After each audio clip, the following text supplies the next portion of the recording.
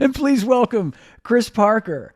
Oh Thank my gosh. you. I'm so sorry. I'm going to edit out all that baloney. I don't know what happened well, anyway, um, Are, can you hear me now? I can hear you perfectly. All right. And I probably could have if my earpods were connected. Oh man. Let's put up some laughing emojis right now. Just, because, oh, this is what happens when two drummers try to like make a Zoom, do a Zoom thing. How Oh man. many how many drummers does it take to make a Zoom video? More than two. More than two. Yeah, two drummers plus a guy that knows what he's doing. Exactly. Oh man, it's so good to see you. Thanks for being here today. My Uh, pleasure. Great to see you too. thanks, buddy. You look great as always. You As do you. You're the most handsome guy from Massachusetts that I know. no. Well, thank you. I've been saying to you for almost 35 years, you're the most handsome drummer I know. I mean, and that's and there's a lot of drummers out there Oh yeah. And some good looking ones. and some good-looking ones. You take Steve or Rick Murata. I mean, those guys are so handsome. It just knocks you out when you see them. I usually fall on the floor. Rick and Steve are so handsome. I just can't get over it. It takes my breath away. It does for me too. It does. And if you ask them, they'll say the same thing. They'll That's tell right. you. They will tell That's you right. that. Well, I have to tell you, the other day when I was doing my little test and you popped in to say hi, I was waiting for today's show to show you this little prop that I happened to find. Oh my God. Yeah, yeah. I want to just start by saying um, I got hip to you. I got hip to stuff in the late '70s, and it was I guess it was I probably had heard you on records before then, but didn't realize it. But this was a friend that I knew at that time turned me on to this, and I went digging through my old vinyl, which I don't even have a turntable anymore, Chris. But I knew I had this somewhere. I knew I would have never gotten rid of it, and I just thought anyway.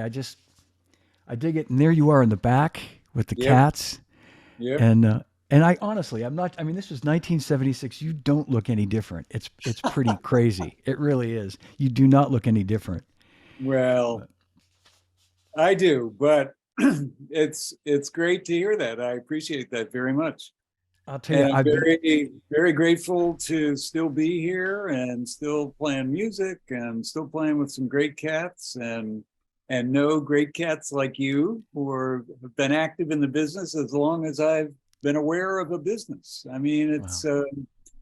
wonderful. It's wonderful what you've done. And this podcast, your series, is amazing educational tool for so many young kids and older kids too. Myself, I've watched the ones with John Robinson and with Dave Weckl and with Peter Erskine and with Rick and Steve, of course, and more recently Doug Clifford. I mean, they're great Thank you. shows where you get all these insights and from direct from the horse's mouth, direct from the guy, how it really was in the studio, how it really was on the road, and things that they've come across.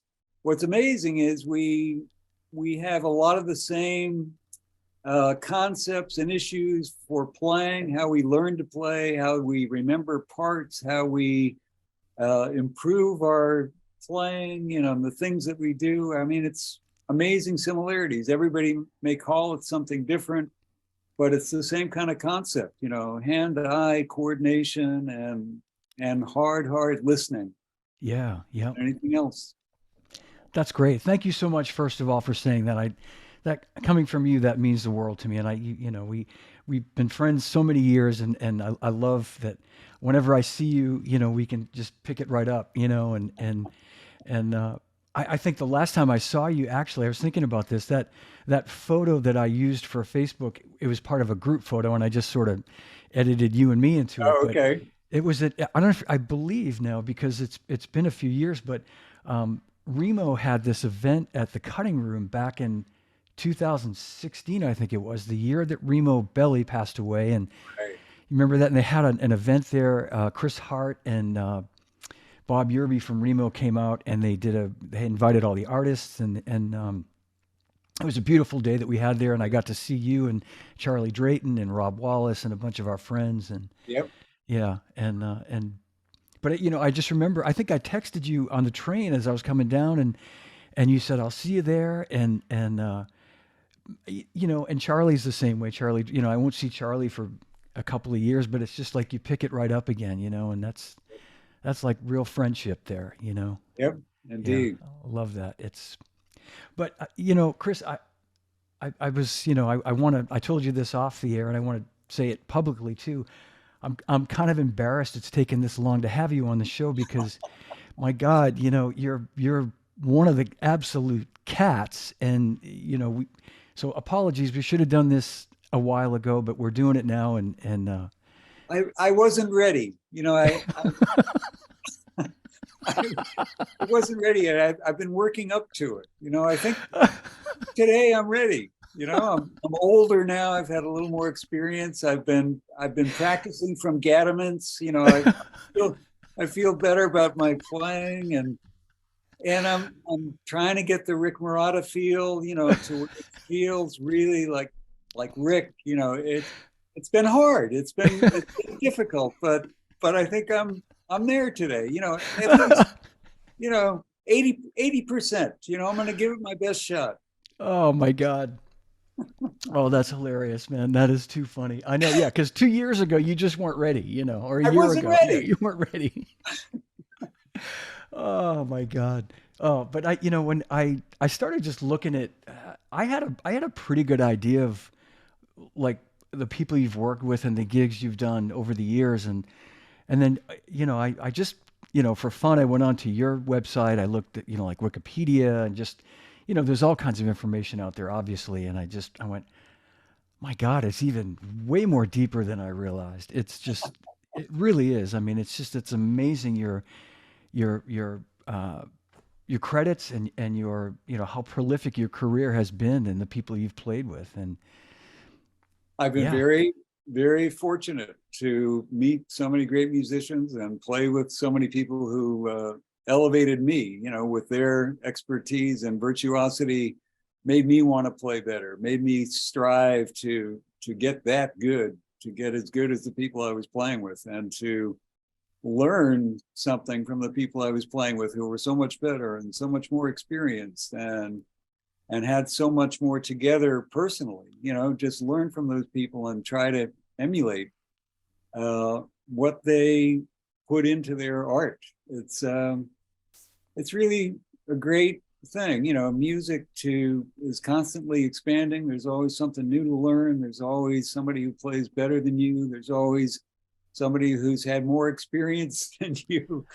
Uh, it's amazing. You know, it's constant striving and practicing and trying to be the best person you can be. All that stuff is yeah, plays into it. But yeah, I can't imagine doing anything else. You know, that gives me so much joy and keeps my desire burning to get better and to hear more and learn more and see more amazing players.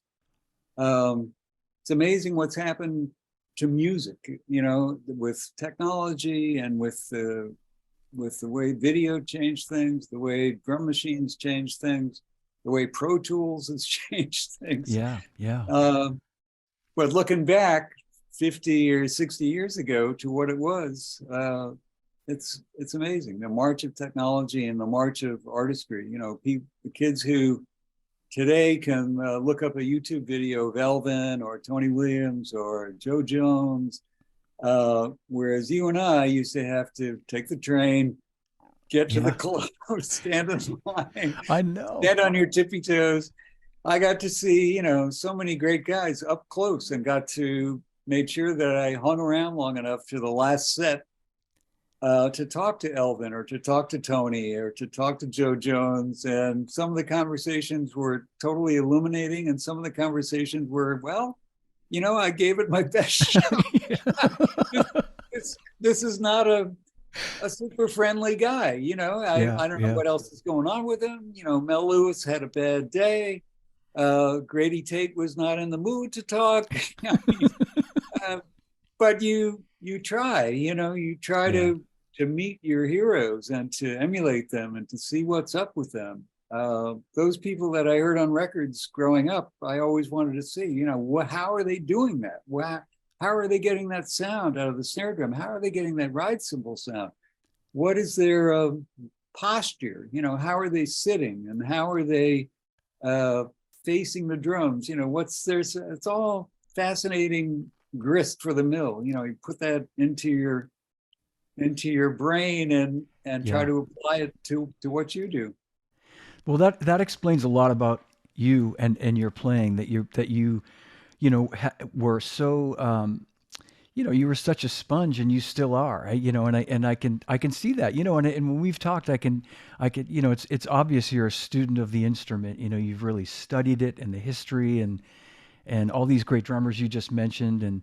And it's funny, when you're talking about like having to get on the train and go to the club, or in this case, listening to you and Steve on this record, I had to literally pick up the needle and play the tune again and carefully put down the stylus so that I didn't scratch the record. And like, that was how we learned how to play stuff, right? I want to listen to that. I want to listen to that tune again. What's that groove he's playing? What's he playing on the hi-hat? Let me just check this out, and Right. and we did that stuff. That's how we Yep. learned how to play stuff. It's play stuff. But anyway, Exactly. My friend in California, Malcolm Moore, who's a drummer, has sure, got a yeah, couple of albums. You know Malcolm, right? sure, yeah, great guy, yeah, He posted the clip from Saturday Night Live of stuff with John Belushi introducing us, but not the Joe Cocker no, thing okay, that I've seen a lot, but the other tune we did that night, Foots. And it was great to see, and we did a kind of a compressed arrangement of it. We did the whole tune, but we shortened the bridge a little bit and then played the bridge again and made that the ending. And in the club, that tune could go on for 10 minutes easily. yeah. Um, so that was nice to see. I hadn't seen that one in a long time. I'll have Malcolm's a to. great archivist and a great drummer and he's helped me with all my art websites Oh, immensely. great, Great guy. yeah, great guy, yeah. I know, and I know Yep. he helps Steve too. I believe on Yep. Steve's social media stuff, and um, he's the social media man of stuff. He's the Exactly.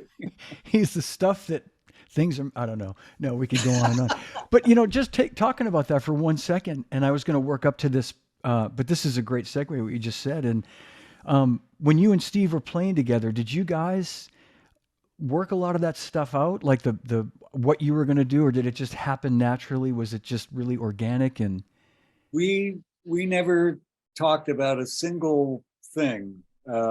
Literally, we never talked about hi-hats or ride cymbals or bass drum patterns or yeah, cross stick or snare, none of that stuff. It all just happened totally organically. And beyond that, it evolved over the life of the band, which was 8 or 9 or 10 years.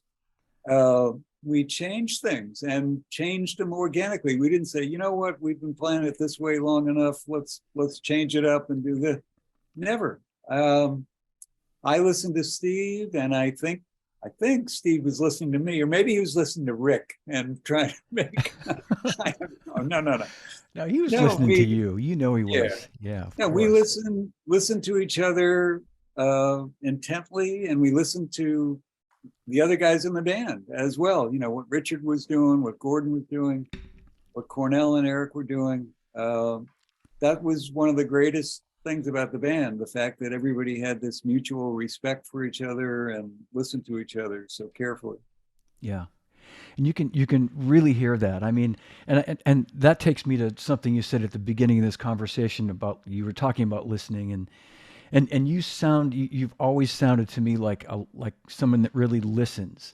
And it's like, it seems like such an obvious thing, but that, as I've gotten older, I know as a drummer, I realize that is the most important thing, is just having your ears and hearing, and absorbing what everybody else is doing, and playing to that rather than just what I want to do, and Yeah, what we want to do. exactly. Here's what I've been practicing all week. Want to hear this? I don't care if it goes Yeah. with the song or not. Yeah, absolutely. No, no, you got to listen and you got to be appropriate to the dynamics and to the harmonic structure of the tune and Yeah. and where it's going, so that there's so that you're helping to tell the story of the music, so that there's an arc to what's happening. The harmonic rhythm and the what the other instruments are doing, the counterpoint, all that stuff. You're thinking about all that stuff. I know. You're thinking about all those things simultaneously, and hopefully you're accomplished enough and have listened to enough things in your experience, that you adjust accordingly, dynamically, and uh, trying to stay out of the way of the rhythm guitar part or the bass part, and trying to reinforce what's happening with the vocal, what's happening with the tenor player, whoever you're accompanying. Yeah. How was your gig, Grand Theft Auto? Oh, it was great. We had a great gig the other night. We played a really fun. We were hired to do a Toys for Tots benefit, and they raised a bunch of money, and we had a great time. And yeah, That must be fun. yeah, it's fun. It's so great to be playing again, man. But today we're talking about you, Chris. Nice Okay. try, nice try. But we're talking about you.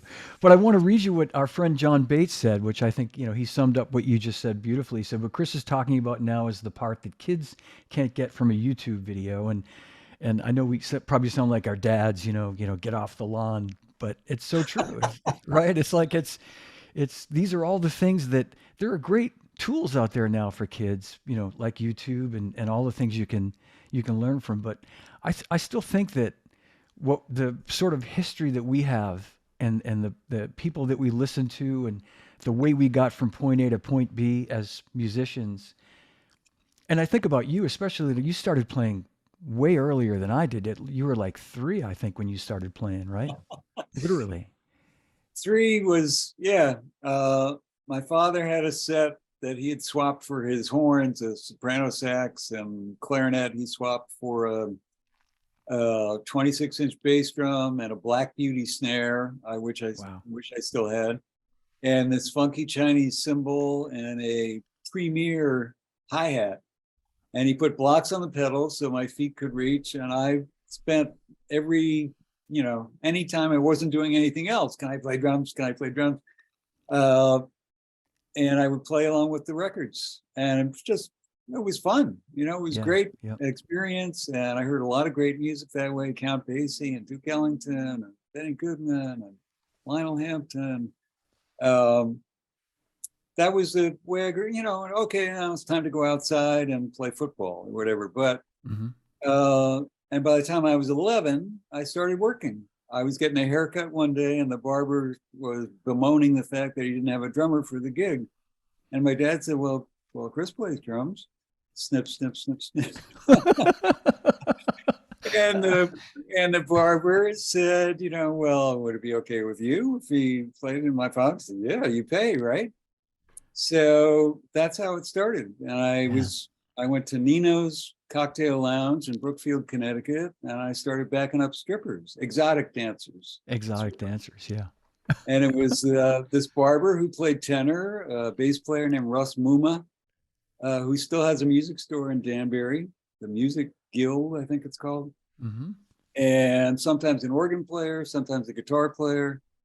But that was my initial experience, getting paid to play. And my parents were thrilled that I was bringing home $100. Oh my God, $100 in 1961. Really added, Yeah. there was five brothers, so it was nice to have $100 extra for macaroni and tuna salad and hot Sure. dogs. Yeah. That's what we make these days now with bands. That's right. Yeah. With the economy. Yeah. So no, that's wild, man. That's incredible. It was a great lesson musically as well as anatomically. Yeah. And I'm sure I mean I'm guessing that first gig that you were hooked. You were like, this is what I'm gonna do. This is it. This is it. Yeah. And you studied. Did you take some like formal lessons up to that point or after that?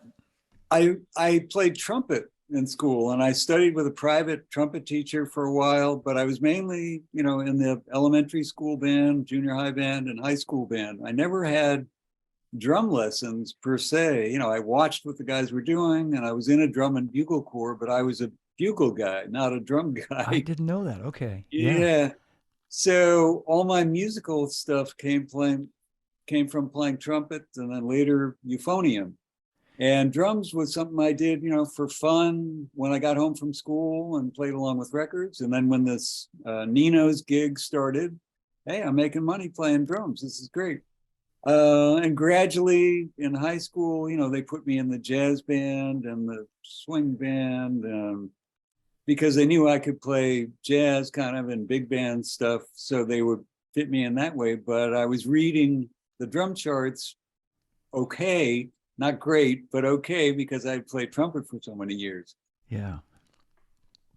And do you remember roughly what age, if you started playing around 3 years old, like when you like developed the ability to really sort of listen to what was happening and play to the music rather than like I have a 4-year-old grandson who, it's normal for little kids to just want to hit all the drums and kind of make a noise. Do you remember how old you were when you kind of understood I play the hi-hat, I'm going to be playing time on this? And I'm just curious, like when you started to see that happen. Well, probably 6 or 7, I Yeah. realized, Lionel Hampton was getting that sound because he was feathering the bass drum quarter notes and playing 2 and 4 on the hi-hat, and he was comping with the snare drum. And I listened to Gene Krupa with Benny Goodman and Sam Woodyard with Duke Ellington and Joe Jones with Count Basie, and each guy said, well, they're basically doing feathering the bass drum and 2 and 4 on the hi-hat and comping with the snare, making the figures or setting up the figures for the band with the snare drum and maybe a tom fill. I said, oh, so that's what these other drums are for. Yeah. uh, Yeah. um, but that's when I realized, if I do what this guy is doing, I'm going to sound reasonable. I'm going to sound okay. I'll sound convincing, and that was my aim, to sound convincing. Yeah. And to make people dance. That's more important than anything else. Back then, wow, the old days, when I Yeah. was a kid, there was dancing was a big part of the club scene. People got up and danced and then sat down and had another drink or had dinner or whatever. But if the tune was good and people said, oh yeah, I like this one and it's got a nice beat, let me get up and we'll go around the room together. So if you got people dancing, the band leader would know, once you get them up on their feet, keep them on their feet, because that way they get thirsty and they buy more drinks. It's just economy. It's just Yeah. basic business. So you learn quickly that once you hit a groove where it all feels good, just stay there. And Gordon Edwards knew that, above all else. When the Yeah. band started to lock in, we could play that tune if everybody was grooving, and so they're trying to get a drink, but they can't get their mouth to the glass. That's a really good sign. Yeah. Oh my, that's great. That is so great. But yeah, it's cool that you knew that kind of innately, I think that's something that, um, you know, probably not everybody at a young age understands. Certainly you'd hope as they get older, they realize that the importance of like, it's about, you know, the entire sum of all the parts and not just the drums or not just the guitar or Right. whatever. Yeah. Yeah. Yeah. And I would attribute, I'll bet a lot of that to the fact that you had your dad and this musical family, and also starting that young, by the time you were, 4 or 5 years into playing, when you're like, 8 years old, you've understood that, that Yep. that's your job. Yeah. Yep. And then fast forward to, when you moved to New York, was that like, were you in your early 20s at that point? Was it like or late 60s? Was it the late 60s, early 70s? Late 60s, early 70s. Yeah. I came to New York to go to art school, School of Visual Arts in 68, but I was still doing gigs on the weekend. I would take the train and meet the guys. And and do some, they would call them casuals, Hmm. club dates. Yeah. And we'd drive all around, and then I'd go back to school Sunday night or Monday morning, go back to school. And I was checking out the clubs then. I made it to the Five Spot. I made it to Cafe A Go Go. I made it to the Village Gate. I made it to a lot of different places to hear great music. Um, but then I answered an ad in Rolling Stone for a drummer wanted, and that was in Woodstock. And so I moved out of the city to Woodstock and joined a band up there. And then I was there for a couple of years and met a lot of people, and then came back to New York, probably 74. Yeah. I came back in earnest and really said, this is where I should be. This is where people I want to hear are playing. I can go hear them live. I could get work. I could break into the recording scene. And that's what I really wanted to do all along, is make records, be in the studio. So What a great time, was. yeah, what a great time for you. You just, I think of you as part of that whole fabric, and that's probably when you met Will and all Yep. these collaborators that you've been working with for, gosh, 50 years now almost, right? I mean, Yeah. yeah. I got to tell you this. I think I've told you this, Chris, but the first time I met Will Lee, who I think is just he's such a hero to all of us drummers, he's played with the greatest drummers in the world. And I remember meeting him at the Letterman show through Anton, and this would have been like the early 90s, maybe. Uh-huh. I know I'd been at Zildjian a couple of years, and I was excited to meet Will Lee, and he was so cool. And I swear, within a couple of seconds, he mentioned your name, and he said he said, well, he said something like, yeah, I got a boy, a lot of great drummers out there, but Chris Parker's my favorite. Oh, I honestly, he really did, and I'd known you a couple of years at that point, and I went, wow, man, I knew you guys had this history, but I thought that was so cool, that yeah, I mean, I'm sure he's not the only bass player that calls you his favorite drummer, but that's a relationship right there. it is indeed. This Yeah. past summer, we were in Japan together with a great Japanese artist, Akiko Yano, the Akiko Yano Trio, and we've been doing that for 12 or 13 years. But this summer marked 50 years of playing together. 1972 Wow. was the first gig that we actually played together and met. Um, I was doing a gospel gig, 4 gospel singers in a rhythm section with Howie Wyeth on piano. It's also was a great drummer, left-handed drummer like yourself. Um, and the gig was at a place called Joyous Lake in Woodstock. And the last minute, the bass player who was on the gig literally disappeared. I mean, and I've never heard about him or seen him since. He Wow. literally, Yikes. really like a scene from Spinal Tap. you know, Spontaneously, yeah. yeah, spontaneously combusted or something. I've never heard of it since. But anyway, I said, "Oh my God, we're hung up. Who can we get? Who can we get?" And my girlfriend at the time, who later became my wife's sister, was dating Will. She said, "Well, I just met this guy who came up from Miami. He's playing with a band called Dreams," which meant nothing to me at that moment. I said, "Is he a good bass player?" She said, "Yeah, I think he's pretty good."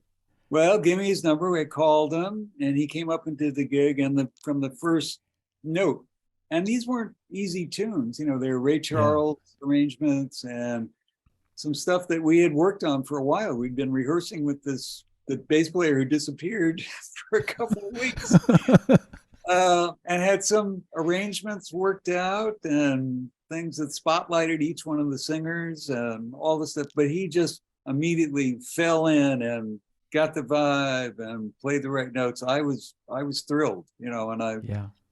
so we became friends instantly. And he said, "You should move to New York."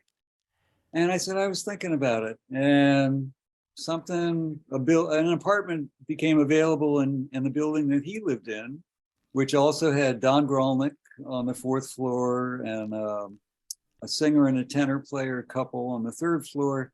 And this apartment was available. I said, "This is it. It's a signal. Let me move into New York." So that was it. And that was the beginning of 50 years of playing together. And Wow. it's been heaven. It's been great to have a guy like that. That's what a great story. Yeah, Yeah. he's such a soulful, great feeling player, as you are too. It's yeah. And I want to. We'll get to the new record too. Your new, your band. Tell me Yeah. the new record, and I listened to that the other morning when I was out for a run, and just it's just well, we'll get to that in a little bit because Okay. there's so much to talk about between before we get to that point. Um, so you moved to New York in the early '70s, and you kind of really hit the ground running because you started playing with was it the Brecker Brothers? Did that happen around that time? Well, Or what happened was I started doing demos and spec dates and stuff. Oops. Oh, my shirt came undone. oh Oops. my God, look at that cool shirt, man! That's the original. Wow. You got the you got the Warner Brothers logo Oh, right there. This is one of the originals, and it still fits. of course it does. Yeah. Yeah. So I started doing spec Wow. dates. They called them, well, we'll see how you do and maybe call you back. And then I started doing demos, and then I started to get some actual dates. There were so many great players in New York. I mean, Rick was great. Andy Newmark was here. Yeah. Roy Markowitz, there were Grady Tate, and Mel Lewis, and all the jazz drummers. We were Tony Williams and Elvin Jones, and um, so I got a couple of dates, and one of the dates was some commercial, and Gordon was the bass player, and he said, "You sound good, Stuffy. Come up to my club tonight and check us out." And I said, "Okay, where is it?" And he told me, and I went up, 97th in Columbus, McKell's. And I went up and he spotted me. He said, "Okay, you're on, Stuffy." I said, So the drums were there, they were set up, and I went up and they wanted to play Rainy Night in Georgia, which is a tune that I knew from practicing with the records, and it had Cornell on it. I'm not sure if it was Purdy or Ray Lucas or who the drummer was. I should look that up. Yeah. Anyway, I played Rainy Night in Georgia, just like I remembered it from the record, and they were smiling. I said, "Thank you very much." I went to get up, and they said, "Oh, well, wait a minute, Stuffy." And then they played Oh man. That's the Way of the World, Earth, Wind, and Fire, and I knew that, of course. Played it like the record, and I said, "Thank you very much." Hey, wait, hold on, don't go anywhere. So that happened for like 3 or 4 tunes. We played "We Can Work It Out," Stevie Wonder Yeah. version of the Beatles tune, which I knew. "Signed, Sealed, and Delivered," which I knew. Um, "Love the One You're With," "Ode to Billy Joe." I think we, probably played 12 or 15 tunes, and they couldn't throw me. They couldn't lose me. That was your audition. That was That was my audition. I didn't know yeah. it at the time, and I never met the drummer. I didn't find out until weeks later that their drummer was Herschel Dwellingham. He was the drummer whose drums I was playing, and I never met him that night. Never, nobody ever said, "Here's our regular drummer," or any of Mm. that stuff. So at the end of the night, 3 in the morning or 3:30 in the morning, Gordon said, "What are you doing tomorrow?" I said, I'm free." He said, "Well, come back tomorrow." We start at 10, and that was the beginning of it. And at that time, it was called Encyclopedias of Soul, Yeah. but it Okay. was Gordon and Cornell and Richard and me, and there was a tenor player, Charlie Brown, and there was a singer who came on and did 5 or 6 tunes, maybe not even that much, Esther Marrow. And then she would leave, and the rest of the night was us, and they played whatever was on the jukebox, whether it was a Marvin Gaye tune or Dobie Gray or whatever was basically whatever was a hit, do it Yeah. instrumentally, and that was the formula, if there was a formula. And they did, Gordon would call Dixie, When This Old World, I mean, Up on the Roof, When This Old World Starts Getting You Down. traditionals, you know, Yeah. all everything was fair, you know. So gradually, Eric Gale started coming in. Then it was, you know, two guitars, bass, drums, and piano. And at that point is when Brecker Brothers had made their first record and wanted to go on the road. So I got that call from Randy, and it was Randy, Mike, and Sanborn, and Will, and Don Grolnick, Steve Kahn. So I went out on the road, and and I suggested Steve to sub. I had just met Steve at the Village Vanguard. I mean, yeah, Village Vanguard, and I think he was playing with Joe Farrell and Herb Bushler on bass, and maybe Joe Beck on guitar. But he sounded amazing. That was the first time I had heard Steve on Alive, you know, the Chuck Mangione record, and I Yeah. loved him on. I said, "Wow, who's this guy? I got to check this guy." And then I saw him in person, and waited till the last set to talk with him, and he had a Coca-Cola, and I said, "Oh." Um, and we chatted and sort of became friends and met. I think he had a gig at Max's Kansas City with, I think they called it the Counts Rock Band. It was Steve Marcus and Steve Kahn and maybe Mike Maneri and probably Tony Levin. Yeah. And I went to that gig and we talked a little more. And then I suggested him, you know, would you like to do this R&B gig that I do uptown? And he said, sure. So that was how they met Steve. And of course, it was all over after that. Once they met Steve, they were in love with Steve. But I came back off the road and he couldn't do it a couple of times. So I did it again. And finally, Gordon said, you know what? I want both of y'all. Yeah. So that's when we started setting up two sets of drums and the magic started to happen and the evolution of the double drumming, all that stuff. The rest is history, as they say. Yeah. No, you know, Rick is, I've spent a lot of time with Rick, you know, over the summer in the vineyard, and he talks a lot about those days of you guys playing double drums and I could be wrong, but it was sort of pioneered the whole idea of like him and Steve playing double drums, and or maybe they'd been doing some of that stuff anyway, but it seemed like that just started to happen with sessions and live Yeah. gigs and Yep. Rick and I played on Sanborn's first album called Taken Off on a tune that Steve Kahn wrote called Mr. Butterfat. We played double drums on that. But then Rick and Steve did John Tropez's album live. I don't know what it's called, live at McKell's maybe, or live in New York, something like that. And that's an amazing, amazing album if you can find it. And the tunes were, you know, fusion-y tunes. There's a great Spinoza tune on there called The Brat in 5/4, and Steve and Rick worked out this stuff together. I mean, I don't know if they discussed it, but it sure sounds like it's worked out. yeah. And that was a thing, you know. I played double drums with a lot of different folks over the years. You know, there's an album called Love Child's Afro-Cuban Rhythm Band where Purdy and I play double drums, which was like a big orchestra recording, like a disco, before disco kind of. I'll have to look for that, man. Yeah.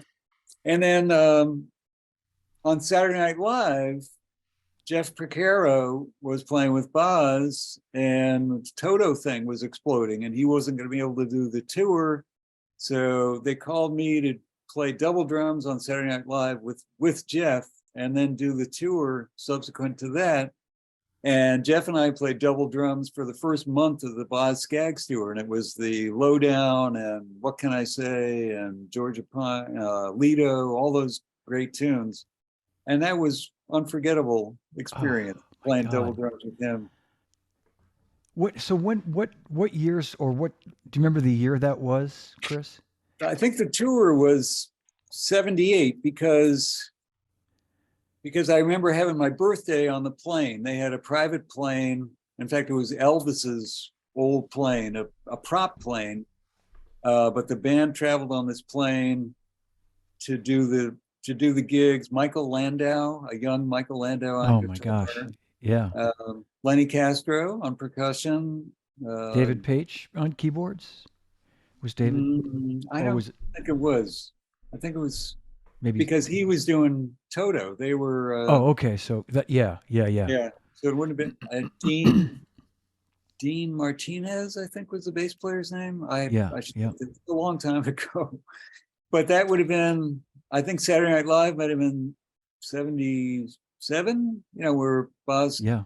Boz does Lowdown and Jeff and I are playing together. And then after that, the tour, which was really fun. And the whole time, Steve was covering the Stuff gig. It had now become officially Stuff because that's what Richard called everybody. That's what Gordon called everybody. What's up, Stuffy? Hey, Stuffy. What are you going to play today? We're going to play some stuff. We're going to.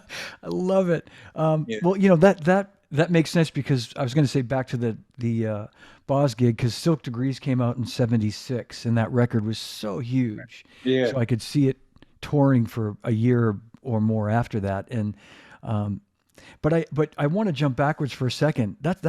Had no idea about that. That's I'm going to look for that as well. But talking about stuff, when the guys said, what are you doing tomorrow night? Can you come back? We start at 10. So I've always looked at that music, or my interpretation has been that it's a group of incredible musicians who are so fucking great that you guys probably never really had to rehearse anything. It just sounds so fresh. Like it's like this tune and the tempo. They trust you to, like, you're not going to start it too fast. You're not going to start it too slow. And I love that, man. I'm just so fascinated by five guys that can play like that and it just seeps out of their, you know what I mean, out of their DNA. Yeah. No, we never had a rehearsal. We had some sound checks, maybe. We had I think for the second album maybe, and the live album, I had written a bunch of tunes, so we wanted to go over them. And I remember bringing in my tune called "You're a Great Girl," which I wrote with Steve in mind to set up this figure, the second 16th after one, two, and I thought Steve will kill this. Let me write this tune so that he has all this space to play. Anyway, called "You're a Great Girl," and I brought in the chart. I had handwritten it. It was maybe 5 or 6 pages, and I sort of unfurled it at rehearsal. And Gordon said to me his exact words, "What do you think you are, Tchaikovsky?"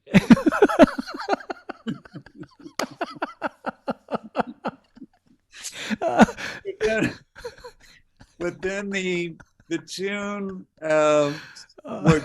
got taken into the repertoire, and we played it more and more. And Gordon's, when he wanted to call that tune from then on, he called it "The Ugly Duckling," because the tune had sort of evolved, and Steve had the space to set up the figure every time we got to the head, and the fills were incredible. If you listen to the live recording, it's ridiculous what he plays. It would make me grin ear to ear every time I hear it.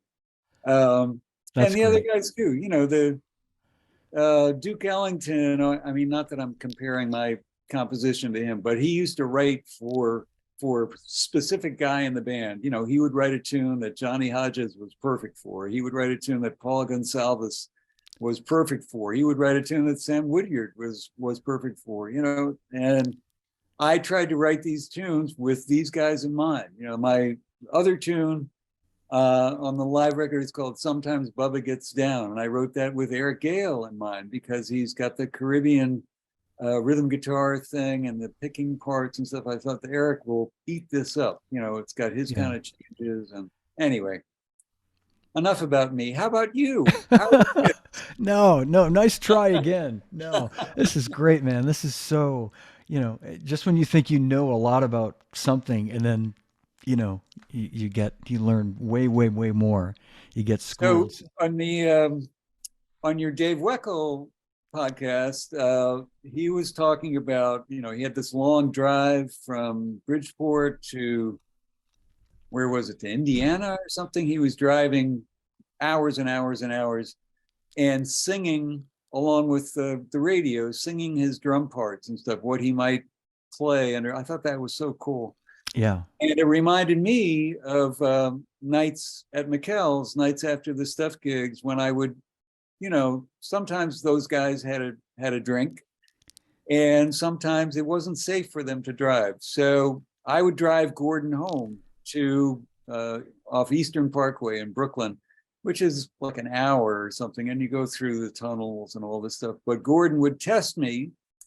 I didn't think of it as a test at the time, but we would be listening to the radio, whether it was RVR jazz station or the dance station or BLJ, PLJ, typical music of the day.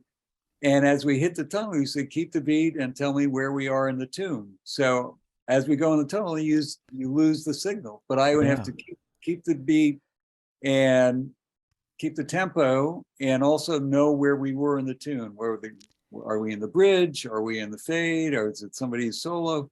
Whether it was jazz or rock or R&B, and I was doing good if we came out the other side of the tunnel and I was right in time and I knew where we were in the tune. We're at the bridge, we're 4 bars before the release, we're 2 bars ahead of where we go back to letter A, whatever it was, whatever tune. That was a great education in itself, to learn the tunes, learn the penultimate version of Green Dolphin Street or whatever tune you're thinking of, know where you are in that tune, know where you are in that section, whether it's Bye Bye Blackbird or Caravan or Nothing's Stopping Us Now, or What Is Hip, a great Dave Garibaldi group. So that's that was a great learning experience. That's the ultimate test, Chris. I mean, I sometimes I have Sirius radio, and if anybody who has that knows, if you go underneath a tree and you lose your signal. So I'll do the same thing. Driving home from gigs, I go through a tunnel. It's 1 o'clock in the morning, and I've got the radio on, and I'll do that. I'll test, and I'll keep singing it, and I don't always. I'm sure I don't get as close as you, but it's a fun little test to come through the other side and kind of know where if you can get close to where you're supposed to be. Yeah, exactly. That's great. There's a great book called The Jazz Standard that has like the 300 or 400 tunes. I got to credit the author. 1 sec. Yeah, absolutely. Oh yeah, Ted Julia. Okay. Yeah. This is a great book. It's got like 300 like jazz standards, all the tunes that jazz guys play. And the penultimate version of it, no recordings of that tune, but he gives you the link to look it up. You can hear Sonny Rollins' Doxy, or you can hear St. Thomas, you can hear the original version. And then he talks, he writes a few paragraphs about the tune, how it came about. It's actually the second take from this session. It's actually something that Sonny wrote for that recording. Fascinating. I can't recommend it highly enough. Yeah. I like this book so much that I've sent it probably 12 or 13 copies to people, jazz guys that I know. You got to check this out. And everybody enjoys it. Just to flip through it, wherever it opens, and see which tune he's talking about. Can you hold it up one more time, Chris, just to show everybody? Yep. Yeah. The Jazz Standards. The Jazz Standards. Great. Yeah. Ted Julia, who's a pianist, I think. Yeah. Fantastic. There's lots of comments and great questions here that you'll see too. And I wanted to read. Dan Peterson had a question. Hi, Chris. What a treat this is. I'm a huge Miles Davis fan. You having grown up listening to his music, what was it like meeting him for the first time? And if you could just talk about, long question to get there, Dan, for the first time. And if you could talk about how you approached what he expected of you. Was it very specific? Did he give you the freedom to play what you felt worked and give you creative license, or was it specific? That's a great question, actually. I wish I could answer it. I never actually met him. Okay. I was, across the stage from him. We did a benefit at Radio City I don't know what year that would have been. Grady Tate was the MD, and I was playing in the band, and we did Miles tunes. And he was across the stage, with Bill Cosby, and kind of waved at the band, not even waved, sort of acknowledged the band. But the record I played on, called The Man with the Horn from 1980, I think, I got called after the record had already been done. And Vince Wilburn is the drummer on the track that I replaced. I replaced the drums on a track called Shout. And Dr. George Butler was there, and Jimmy Simpson was there, and it was a Sigma Sound, if I'm correct, if I remember correctly. So I listened to like 7 or 8 different versions of the tune with a different Miles solo on each version that I heard, and started playing along with it until they liked what I did.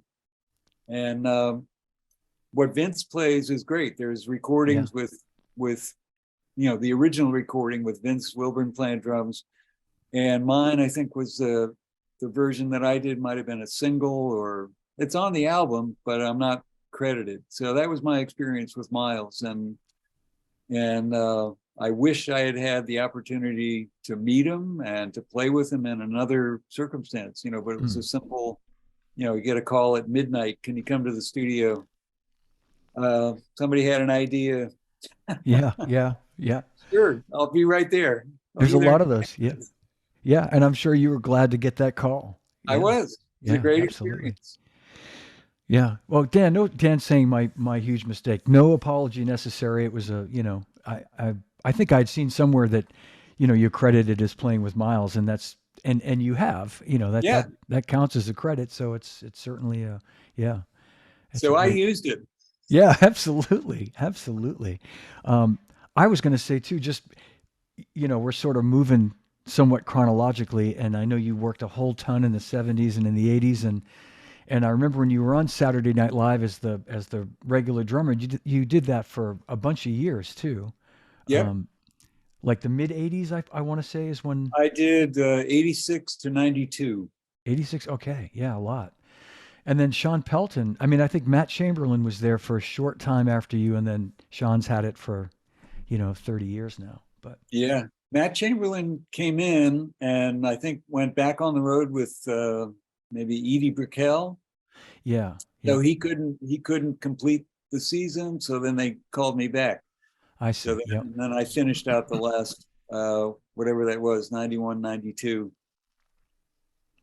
And it was at that time I met you, and I started at Zildjian in '89, and that's when I met you, when you were on tour with Bob Dylan. And I remember, Chris, I remember picking you up at, I want to say, like the Four Seasons Hotel in Boston. You were staying there, and brought you down to Zildjian, and we had a great day at the factory. Yeah. And then my older brother, and my late brother-in-law came to the show with me that night to see Dylan. They're huge fans, and seriously, I remember my older brother screaming, singing at the top of his lungs, like he's a huge fan. I don't invite him to shows anymore for that reason, because I can't actually listen to the band because he's like yelling, But that's funny. But you did the Dylan gig for a whole bunch of years too. Well, I mean, that must have been. It was fun. It was simultaneously with Saturday Night Live, because it was G.E. Smith on guitar. T-Bone Woke was he was the guy. We didn't know it was an audition, but when we first played with Bob, it was T-Bone, G.E., and myself.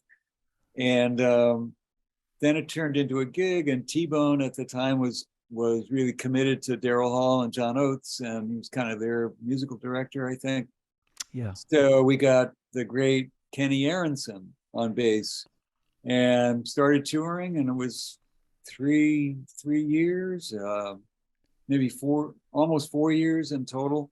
At one point, Kenny left and Tony Garnier came in, and Tony's been there ever since. Yeah, I was going to say, yeah.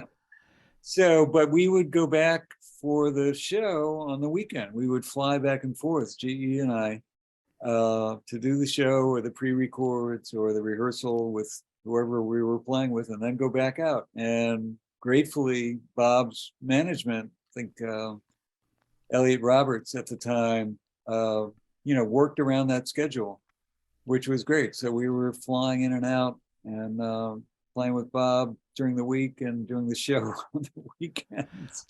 I wondered how you managed that. I didn't realize that. I thought maybe it was somehow it worked out that, because I know the show will sometimes take a break, take a week off after X number of,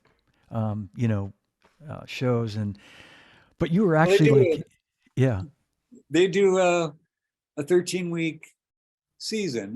They do from yeah. September to May, and then they're off the whole summer, and that's when reruns happen. So we had most summers off, and then right up until they usually start up again after the World Series. Saturday Night Live goes back to live shows, and then they would start working with our schedule, whatever they would do.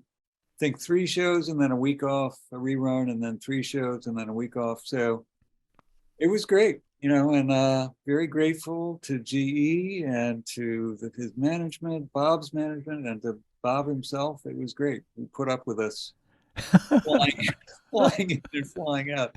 Yeah. But it was a good band.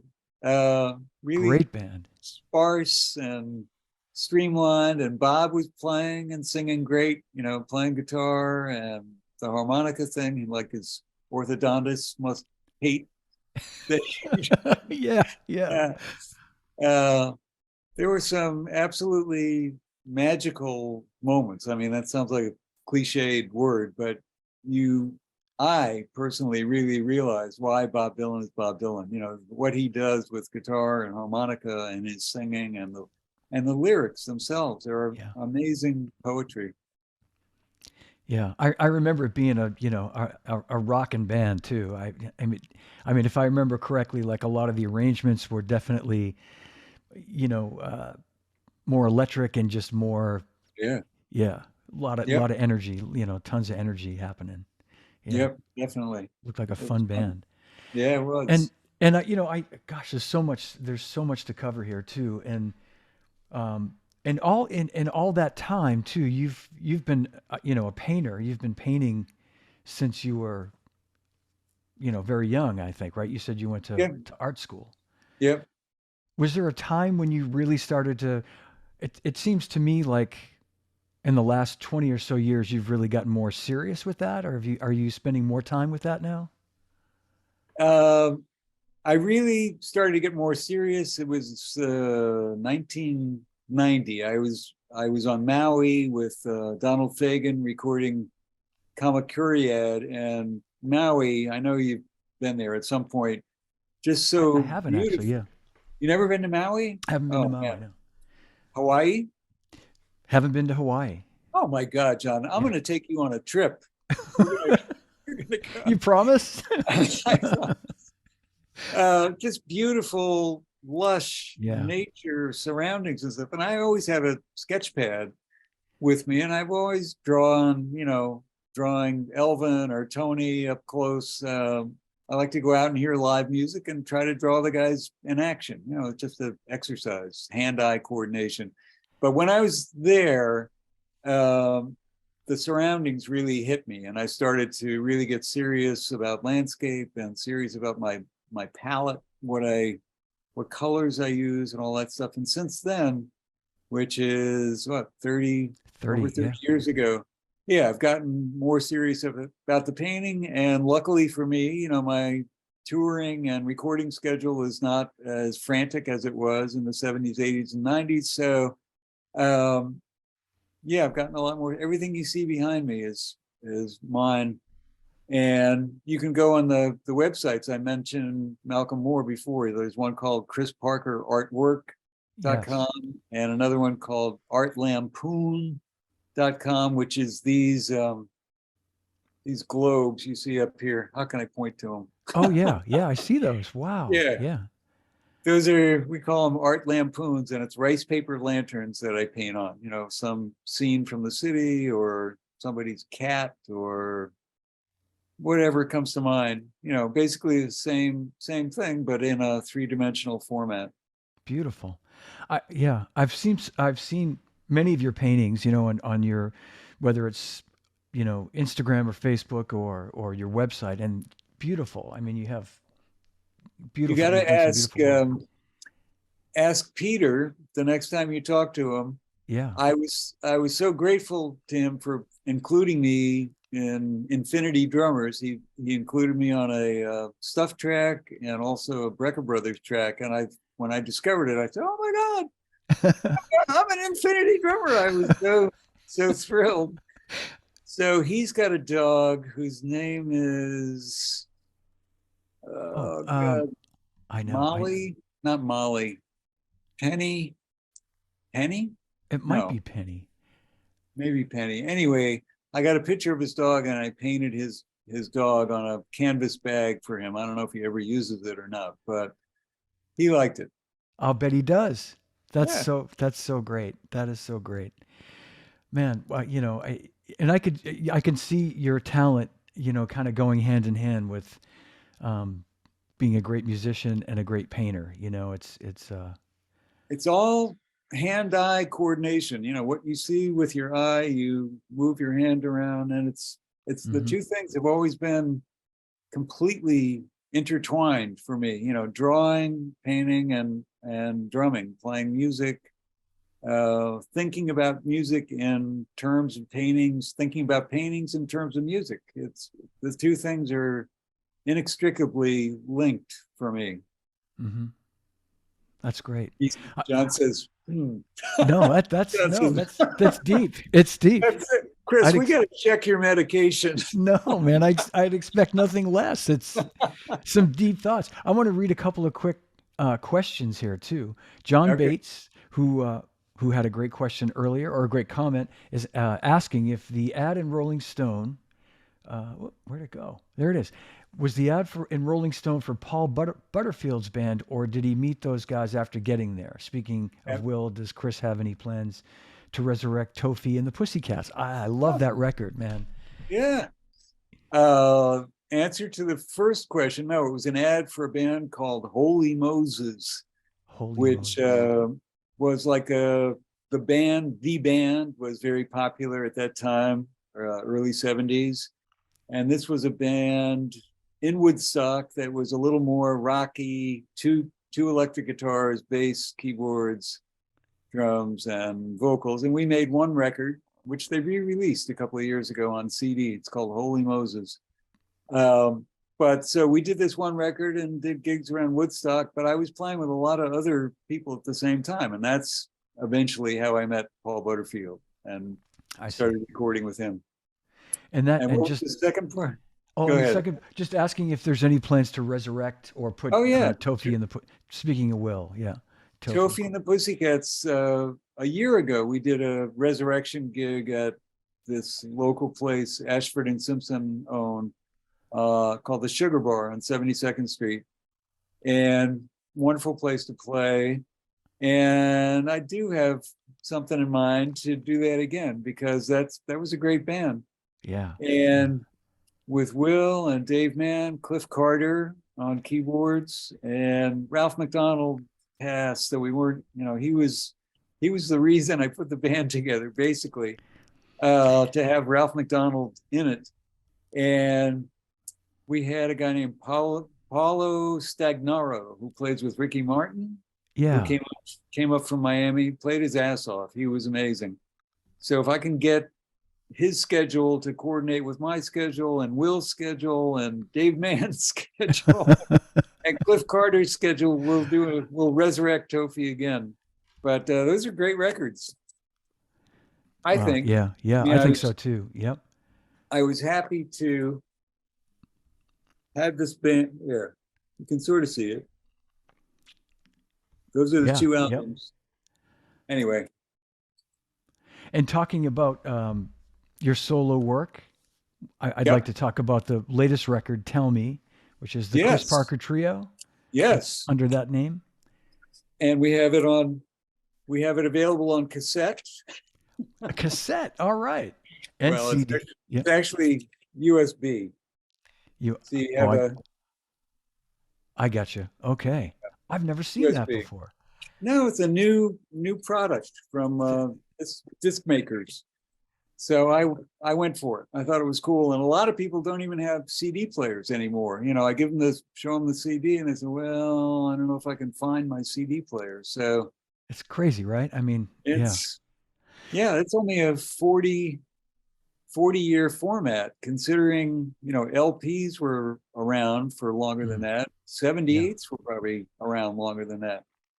So yeah, streaming and MP3s. And I I'm have a sorry. I have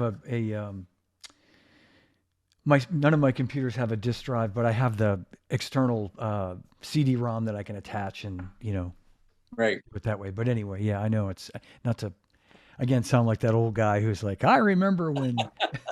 No, I In I my think day, in my day I downloaded it and I love the record and good. um, I, I Thank I w- absolutely, and I want to say everybody should pick this up because I think it's great because it shows another side of your amazing playing that probably a lot of people aren't aware of, that as a composer, first of all, because I mean you composed either all the songs, you collaborated or wrote them all yourself, right?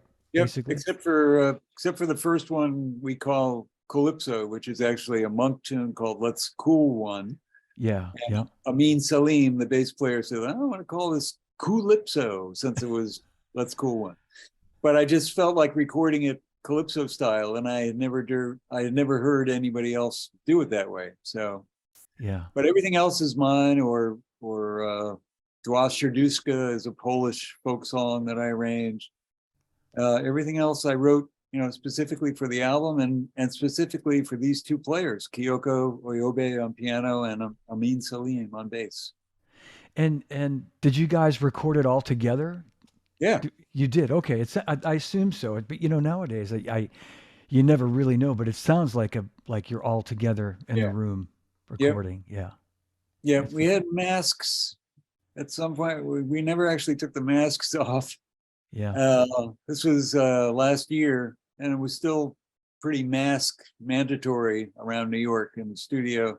But that studio is great, East Side Sound, owned by Lou Holtzman down on the Lower East Side, and it's great. I fell in love with it because it has the grand piano in the outer room, the main room, the big room, and then two booths right alongside each other. Drums and bass can be right next to each other, but isolated. So I thought that was the ideal setup for my trio. That's great. Yeah, it's a beautiful sounding. And I didn't have the benefit of the credits for it, but did you produce it as well or Yeah. co-produce it? You did. Yep. Okay. Yeah. Yeah. Great As sounding too. John, as JR said on about SRT, we self-funded it. Yeah. No, I get it. I mean, it came out of my pocket. So people should buy it. Everybody should buy this Please record. Yeah, buy please this buy it. record, or You listen know, to it at least. I'd be yeah, happy if they just listen to it, because it's a labor of love. yeah, it's beautiful. Some beautiful brush playing too. Just really nice to hear. Like I said, that other side of your talent. Your playing. But I was going to say too. I have to think with all the sessions you've done as a sideman, it's probably great to be. I know it can be some out of pocket expense, but to have the control of it being your record, you get to really do it your way. Yeah, And I have to think exactly. that's satisfying to, Yep. That's yeah, that's the reason to do it that way, so that yeah, nobody is saying, "Well, can't you make it a little more radio friendly?" Which I've dealt with a lot, sure, yeah, and the Tofi and the Pussycats records. People say, "Well, can't you change the name?" you know, well, what does the name mean? yeah. And And that's your nickname, right? Toph? yeah, That's Tofi. Yeah, Tofi. it's Yeah. the back half of Christopher. And I was in a band with a there was this pedal steel player was Christopher Middaugh, his name was, and the leader said, "Well, how are we gonna, if I want your attention or I want his attention, well, you're gonna be Chris and you're gonna be Topher." So that's when it started, and I was, 70s in Woodstock, and then it got shortened to Toph, and then Will started saying Tofi, Dave Nance, Tofi, But I did at one point acquiesce to this guy. He said, "Well, could you call it Tofi and the Cats?" I said, "Oh, okay, we'll call it Tofi and the Cats." But it's that even that is too much. somebody else's idea. And Yeah. this trio records, I really wanted to be, here it is. These are my ideas. These are my tunes or other people's tunes, the way I want to play them. And nobody can tell me otherwise. It's all under my name and Bubba Music, my company. Yeah. That's it. Yeah. That's great. Good for Unless you, Rick Chris. or Steve called and asked me to do, if Rick or Steve called, Steve actually put a nice comment on the first one. Such a nice comment. I have to read it to you. Yeah, absolutely. Steve says, this is about the first one, the Chris Parker Trio first one. Steve Yeah. says, I love Chris's new CD. I'm impressed with how Topher's playing keeps evolving. This trio sounds fresh and they're not afraid to stretch and try new things. I hope you enjoy the music as much as I do. I mean, how much nicer a comment could you get from another drummer? That's great. Yeah. Yeah. No, he's a beautiful guy. And Yep. I don't think I have that one, and I'm gonna download that. You sent me the second one. Yep. Um, and that's the one with like, yeah, the black and white sort of cover. Yep. Yeah. And I'll admit it, I'm not embarrassed to say I had never really heard you play jazz, like really hear you stretch out and play jazz, like because I'm just used to hearing you like, like Saturday Night Live all those years you were rocking. I mean, so it's really cool to hear all these other elements of what you can do. Yep. Yeah, Yep. very.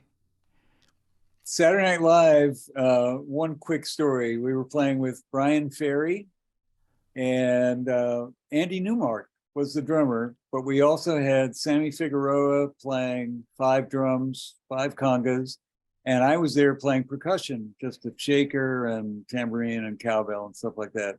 So we do the dress rehearsal, everything's fine. Sammy decides to go out and get some air between the dress rehearsal. You know Uh-oh. the story? I don't know. Oh no. I want to hear it though. All right. Sammy decides to go out and get some air and can't get back into NBC for whatever reason. He didn't have the right card or the guard was giving him a hard time or something, but he can't get back up to Studio 8H for the air show. It's 11 o'clock, it's 11:15, it's 11:30, no Sammy. So at midnight, when the music comes on, Brian Ferry says, well, I got to have that conga part. Can you play the conga part? And I said, sure. Because we've been playing it. We rehearsed a bunch of times. It was amazing, typical, fabulous Sammy Figueroa part. Yeah. I said, okay. So we're just about, it's like 30 seconds, 20 seconds to air. And I'm gearing up to play this conga part with Andy Newmark. And Andy Newmark's giving me a look like, you better not fuck this up, motherfucker. Now, 10 seconds to air, and I'm looking out in the live audience, and I spot Steve Jordan. I said, Steve, come on up. and I give Steve my shaker and tambourine, or shaker and cowbell. And we're doing the 16th notes on 204. He said, okay, cool. And he jumps on stage, 5, 4, 3. Oh my. To live air, and Steve Jordan and I are looking at each other like, oh my God, here we go, it's live TV. And I played this conga part. I forget the name of the tune. It might have been called The Right Stuff. I think that was the single, Brian Ferry's single, if you look it up on the SNL site. But the looks between Steve Jordan and I'm looking over my shoulder at Anthony Marco. We worked it out. You got the conga part and you got the shaker. Oh, and man. There's a sideways glance at one point from Brian Ferry saying, well, I don't know how you're doing this, but we're live. It's live TV and we're making it happen. So we're working. Yeah. And yeah. And unlike me, his headphones worked and didn't delay the airing. Exactly. Oh man. Well, Chris, this has been, man, what a blast. What a pleasure to have you here today. Thank you so much. My pleasure, John. Thanks so much for asking me and for hanging and for talking. And I know I kind of run off at the mouth. I get on a tack and take it all the way to the finish line. I'm sorry. I No, apologize. come on. No, no, no. This is, you got to understand. This is, it's, people want to hear you talk. They don't want to hear me talk. So this is exactly what it's supposed to be. Well, You're I'm sorry we great. didn't talk more about, technique and molar sticks and all, stuff that maybe other drummers want to hear, but I don't talk about that stuff. I mean, they all have stick control and bass drum control, and they have Dave Garibaldi's great books and Peter Erskine's great books, and they have Ralph Humphrey's great books. That stuff is all out there, accessible Yeah, to all the young drummers, not only the YouTube stuff. It's amazing what they you're have right. access to. And let's not forget our friend Steve Gadd's book, Gaddaments. Another Gadaments, which great, I mentioned earlier. you Yes. mentioned earlier, great resource. But you know what? I think I see the point it's, I think that's a nice thing that you're saying, that all these other guys have these great books. And I think what you bring is so important. And, I mean, like real life, real world experience, playing on hundreds, thousands of records. And, I mean, there, I won't say there's no substitute, because obviously all these resources are really important and they're so helpful. But I think it's a great balance to have you here today and talk about your life, the last 50 years of this incredible career. I'm just sorry we didn't get to more of this stuff. And we'll do another one down the road, and talk All more right. about all this. We could have spent the whole time just talking about McKell's, I think, Yeah. there's so much to Yep. talk about there. So, Yep. There's a lot of guys around currently. I don't know. Did you ever do Matt Wilson? no, but Matt was watching, and I'm going to get to Matt. Absolutely. Matt was Great, watching earlier. Yeah. great drummer. And there's a Fabulous. guy I saw from Orlando, I think, who was playing with Bob James, named, I think it's Jason Adkins. Jason Uh, Adkins. yeah, amazing drummer. There's a lot of really great talent out there, and it's funny to listen to the kids who grew up practicing with stuff that's been programmed, and Mm. it's like, yeah, so what else? Of course I can play 64th notes on the hi-hat I know.